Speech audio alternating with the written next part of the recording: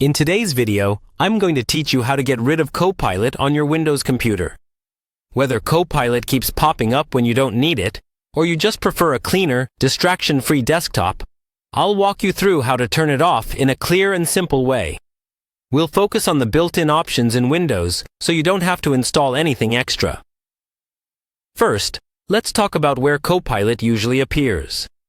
On most recent versions of Windows, you'll see a Copilot icon on your taskbar, usually near the search box or system icons. It might look like a little sparkle or ribbon-style logo. When you click it, a sidebar opens on the right side of your screen with the Copilot chat interface. Our goal is to stop this from opening and, ideally, remove that icon from your taskbar. Start by moving your mouse down to an empty area on the taskbar. Right-click on the taskbar, and you'll see a menu appear. Look for an option related to taskbar settings. Go ahead and click on Taskbar Settings.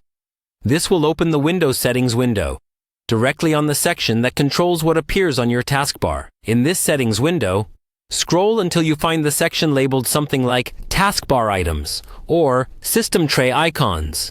Here, you should see a toggle for Copilot. If the switch is turned on, that means the Copilot icon is currently active and visible on your taskbar.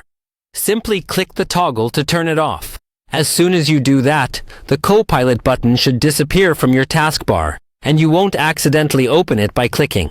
For many people, this is enough, because it removes the quickest way to launch Copilot. If Copilot still opens through a keyboard shortcut, you can avoid pressing that combination.